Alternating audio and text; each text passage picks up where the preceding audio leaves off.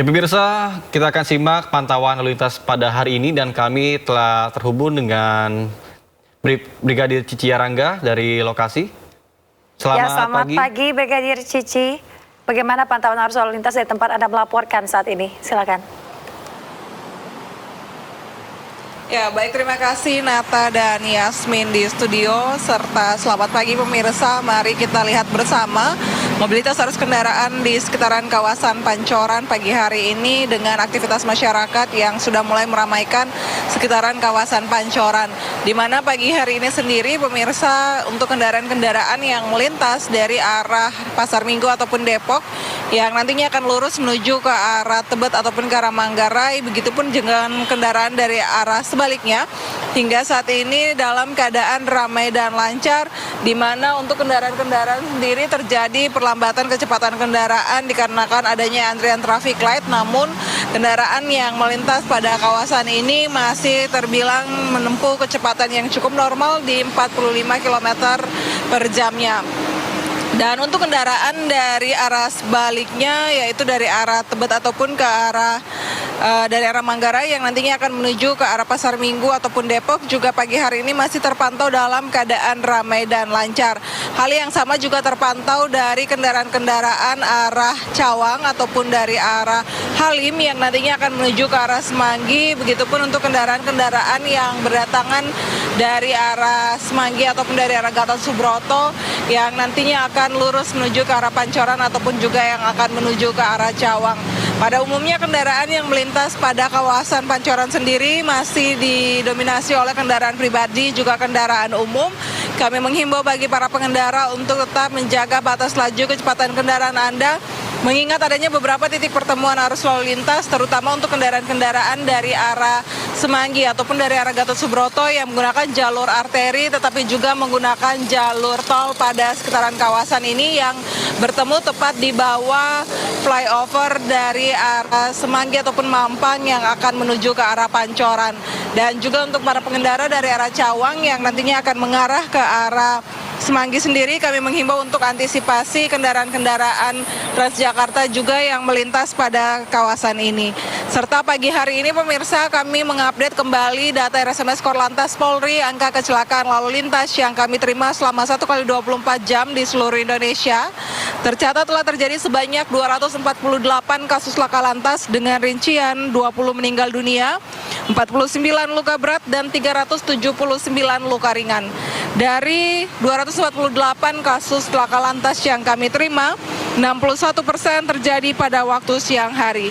Penyebab laka lantas mayoritas dikarenakan pengemudi kurang konsentrasi terhadap lalu lintas dari depan dan gagal menjaga jarak aman, dan 103 laka terjadi dikarenakan pengemudi gagal menjaga jarak aman kendaraan.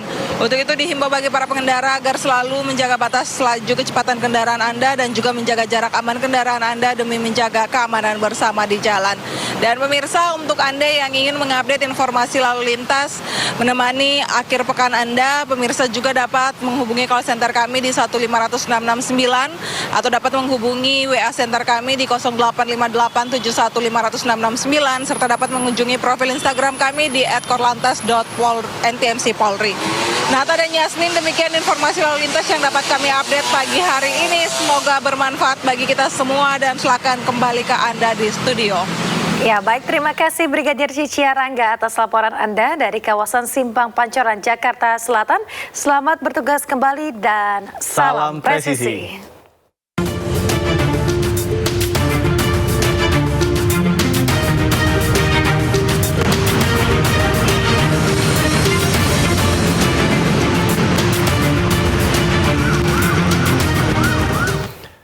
Pemirsa, Menteri Sekretaris Negara Prasetyo Hadi tegaskan istana menghormati proses hukum yang berjalan terkait dengan penggeledahan 13 lokasi yang dilakukan oleh Kortas Tipikor Polri. Ya, namun ia juga jelaskan bahwa pemerintah menjunjung tinggi asas praduga tak bersalah.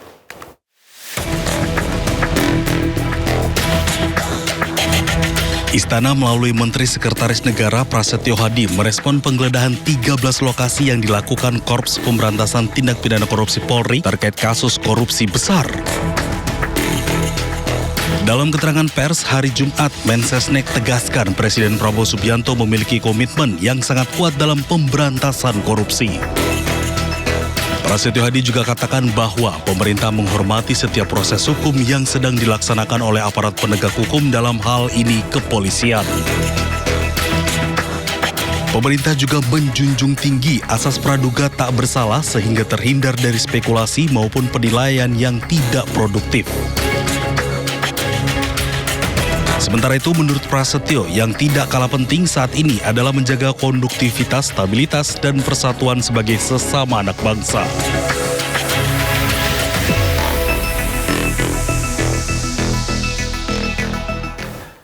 Pemirsa, 3 karangan bunga berisi dukungan untuk Polri terpasang di depan gedung Ditreskrimsus Polda Metro Jaya, Jakarta. Pesannya berisi dukungan masyarakat terhadap langkah Polri mengusut 3 kasus dugaan korupsi. Sejumlah karangan bunga terpasang di depan gedung Ditreskrimsus Polda Metro Jaya, Jakarta. Masing-masing karangan bunga bertuliskan pesan Bravo Polri, Rakyat Bersama Polri, Jangan Mundur Rakyat Bersama Polri, serta Presiden Prabowo Bersama Polri. Karangan bunga tersebut menjadi bentuk apresiasi dan juga dukungan agar Polri terus melanjutkan proses hukum terkait 3 kasus dugaan korupsi.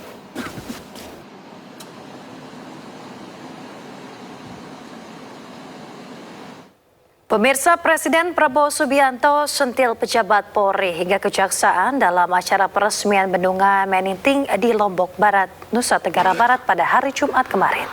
Terima kasih semua, saudara. Presiden Prabowo Subianto mengingatkan agar pejabat negara harus bekerja untuk kepentingan masyarakat. Selain itu, dirinya juga meminta para pejabat harus sadar bahwa jabatan yang mereka emban merupakan amanah rakyat. Provinsi Bali. Pejabat-pejabat militer dan polisi introspeksi.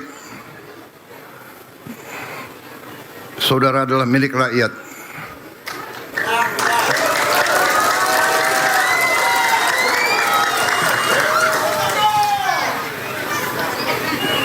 Bintangmu dari rakyat.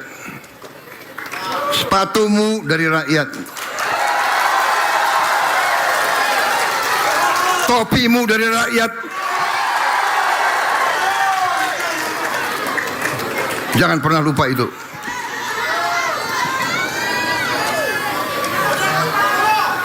Kejaksaan demikian juga. Anda jaksa ya? Iya. Pakai bintang juga kau. Kau juga milik rakyat. Pemirsa, untuk mengetahui seperti apa kelanjutan kasus yang menjerat Jampitsus Febri Adriansah, sudah ada rekan kami Kea Dela Rosa bersama dengan juru kamera Sutrisno yang melaporkan langsung dari Polda Metro Jaya. Ya, selamat pagi Kea. Pasca penggeledahan oleh tim kepolisian, Jampitsus Febri Adriansah mundur pasca buka suara. Apakah nanti akan ada proses lanjutan yang akan dilakukan oleh pihak kepolisian? Silakan. Selamat pagi Nata, Yasmin dan juga pemirsa. Mohon maaf saat ini saya tidak dapat mendengar pertanyaan Anda. Namun hingga saat ini, Sabtu pagi ini kondisi terkini di Polda Metro Jaya memang terpantau kondusif. Walaupun demikian, saya tadi masih melihat banyak sekali mobil dari pasukan Brimob yang tetap berjaga di sekitaran kawasan Polda Metro Jaya. Tadi saya juga sempat berbincang dengan salah satu anggota Brimob yang mengatakan bahwa hari ini sejak hari Rabu kemarin sudah ada kurang lebih 400 anggota Brimob yang memang berjaga di kawasan Polda Metro Jaya menanggapi adanya insiden pada Rabu malam kemarin. Ada dari anggota TNI yang datang ke kawasan Polda Metro Jaya. Memang hal ini menjadi langkah antisipasi dari pihak polisian dan juga Brimob untuk menjaga kondusivitas di kawasan Polda Metro Jaya ini. Memang jika kita melihat adanya kegiatan dari Rabu kemarin, Nata dan juga Yasmin, adanya penggeledahan dari beberapa titik, yakni ada 12 titik yang dilakukan oleh Kapolri dan juga dari pihak Polda Metro Jaya terkait pengungkapan dugaan kasus tindakan korupsi yang melanda PT PLN dan juga 2 perusahaan lainnya terkait tindak pidana pencucian uang juga. Memang sejak kemarin dari Jumat malam lalu dari pihak Kabid Polda Metro Jaya juga telah menyatakan bahwa di 12 titik tempat penggeledahan dan juga beragam barang yang disita, barang bukti yang disita berupa dokumen, uang tunai, lalu juga mata uang asing dan juga ada beberapa berupa keping emas batangan yang hingga saat ini dari pihak Polda Metro Jaya juga belum bisa memastikan dan memberikan informasi terkait kepemilikan dari seluruh barang yang akhirnya disita oleh pihak Polda Metro Jaya. Memang di balik itu juga dari pihak Polda Metro Jaya juga tadi masih terus mencari tahu dan juga mendalami kasus dari dugaan tindak korupsi yang melanda dari pihak perusahaan PLN dan juga 2 perusahaan lainnya. Sementara itu dari pihak Jampitsus Kejaksaan Agung juga kemarin juga telah melaksanakan konferensi pers dan juga telah menyatakan bahwa dari 12 titik tersebut salah satunya memang sudah dinyatakan bahwa rumah tersebut milik dari Jampitsus Kejaksaan Agung. Walaupun memang informasi terbaru pada Sabtu dini hari dari pihak Kejaksaan Agung telah menerima bahwa pengunduran diri dari Febri Adriansyah selaku Jaksa Agung Muda Bidang Tindak Pidana Khusus Kejaksaan Agung. Namun hingga saat ini dari pihak Polda Metro Jaya dan juga pihak terkait belum memberikan informasi resmi siapa ataupun kepemilikan dari seluruh barang bukti yang sudah diambil oleh pihak Polda Metro Jaya. Hingga saat ini kami masih terus memantau dan juga mencari tahu ataupun mencari informasi terkait adanya tindakan dugaan kasus korupsi hingga pagi ini. Sementara itu, Nata Yasmin kembali ke studio. Baik, terima kasih rekan Keadala Rosa melaporkan langsung dari Polda Metro Jaya. Selamat bertugas kembali. Berbagai informasi lainnya pemirsa, Presiden Prabowo Subianto perintahkan kepala daerah, TNI dan Polri untuk memeriksa dapur-dapur MBG dan melaporkan ke Kepala BGN dan Presiden. Ya, siapapun boleh melapor melalui media sosial jika ditemukan penyimpangan. Tapi kita mengerti dan kita sadar banyak juga yang nyusup ke tubuhnya MBG untuk jadi maling di situ. Maka saya minta gubernur, bupati, camat, kepala desa boleh meriksa semua dapur MBG, saudara periksa. Laporkan ke kepala BGN. Kalau perlu lapor langsung ke saya. Gampang ngomong di TikTok, langsung aku kirim tim untuk selesaikan. Benar? Nggak usah susah-susah. Nomor telepon ini es.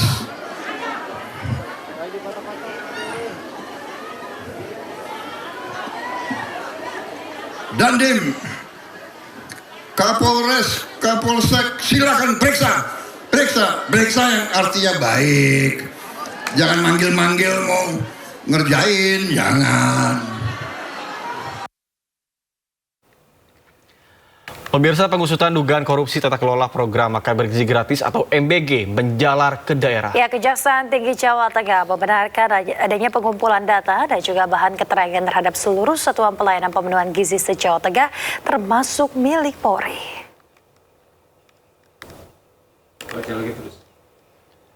Berlagi informasi lainnya pemirsa, Bupati Sukoharjo, Etik Suryani tiba di Gedung Merah Putih KPK Jakarta pada Jumat pagi. Ya, operasi tangkap tangan yang dilakukan KPK di wilayah Solo Raya, Jawa Tengah, yang mana sebelumnya KPK mengamankan 9 orang dalam OTT tersebut. Pemirsa, iring-iringan 6 kendaraan yang membawa pihak-pihak yang diamankan dalam OTT KPK, termasuk Bupati Sukoharjo Etik Suryani tiba di Gedung Merah Putih KPK sekitar pukul 9:37 waktu Indonesia Barat. Ia nampak mengenakan masker hitam serta kemeja putih yang dipadukan dengan luaran hitam saat turun dari kendaraan yang membawanya ke kantor KPK. Etik terlihat tertunduk lesu dan mengabaikan pertanyaan dari awak media yang telah menunggu. Setelah turun dari kendaraan, ia juga nampak berjalan sempoyongan dan melangkah perlahan saat menaiki tangga menuju ruang pemeriksaan.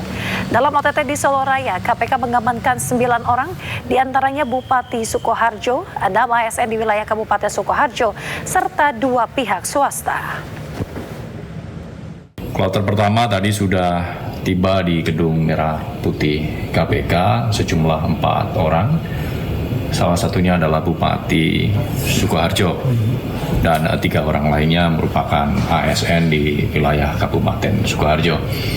Kemudian untuk kloter berikutnya, rencana siang ini akan tiba di Merah Putih KPK sejumlah 5 orang lagi.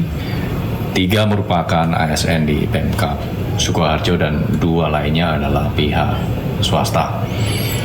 Pihak-pihak tersebut diantaranya diamankan di wilayah Wonogiri, Solo, dan juga Sukoharjo. Selain mengamankan sejumlah orang tersebut, tim juga mengamankan barang bukti, diantaranya dalam bentuk logam mulia, kemudian uang tunai, baik rupiah maupun falas, ada dolar Australia, kemudian juga ada dolar. Sebelumnya Bupati Sukoharjo, Etik Suryani yang terjaring dalam operasi tangkap tangan KPK diperiksa di Mapolres Surakarta. Etik dijemput di rumahnya oleh petugas setelah diduga terlibat dalam kasus pemerasan terhadap perangkat daerah di wilayah yang dipimpinnya.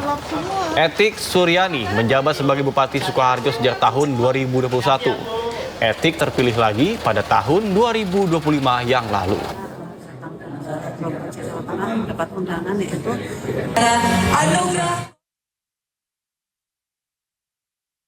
Informasi lainnya pemirsa, sidang kode etik oknum anggota Polres Tegal Kota Aibtu Nuridin digelar di Polda Jawa Tengah. Ya, Aibtu Nuridin terancam dipecat setelah diduga lakukan tindak kekerasan terhadap perempuan yang mengaku sebagai istri Syria.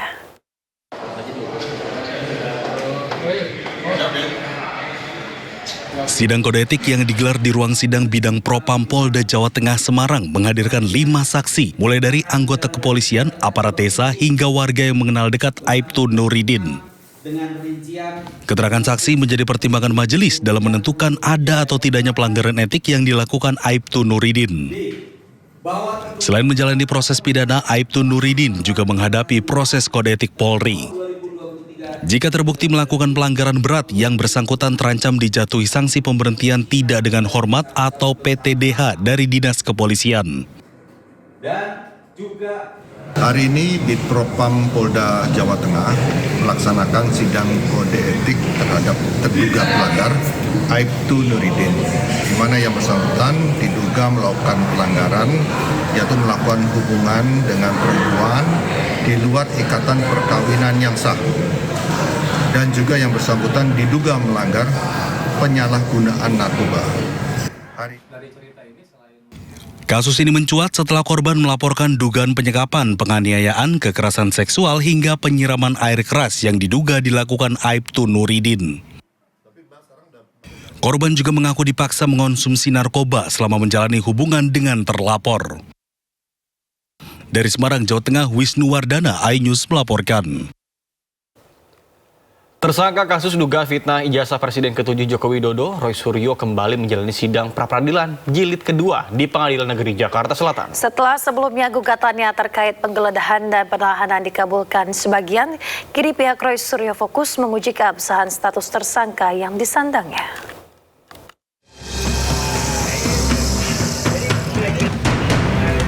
Roy Suryo kembali mendatangi Pengadilan Negeri Jakarta Selatan untuk menjalani sidang pra-peradilan jilid kedua.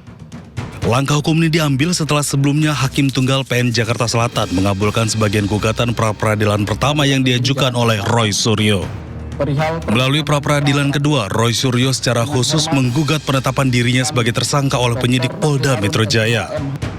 Dalam persidangan yang berlangsung di ruang utama, tim kuasa hukum Roy Suryo secara bergantian membacakan poin-poin keberatan mereka. Pihak pemohon tetap menilai bahwa proses penetapan tersangka dan penahanan terhadap kliennya tidak sah secara hukum. Di antara poin keberatan yang diajukan adalah ketidakcukupan alat bukti. Tim hukum Roy Suryo menilai penetapan tersangka oleh Polda Metro Jaya terlalu sumir dan tidak didasari minimal 2 alat bukti yang sah sesuai syarat KUHP. Selain itu, mereka juga menggugat penggunaan pasal 32 UU ITE yang mereka anggap sebagai pasal selundupan karena dinilai tidak disertai fakta dan peristiwa hukum yang sesungguhnya terjadi. Pihaknya meminta kepada Majelis Hakim Tunggal untuk membatalkan status tersangka tersebut. Hanya singkat atau hanya satu. Meskipun singkat, ini terdiri dari 24 halaman dari yang kita baca, ya. Yang kemarin lebih dari 30 halaman. Dan singkat tapi ini sangat bermakna. Karena ini kalau kata Mas Gafur tadi, ini disetujui atau ini dikabulkan, maka itu akan berpengaruh kepada didakwakannya pasal 32 ayat 1 kepada saya. Karena alasannya tadi jelas, Pak Yasena tadi juga sudah mengatakan apa yang nanti akan diuji itu tidak berkesesuaian antara barang fisik, barang analog, dan barang digital.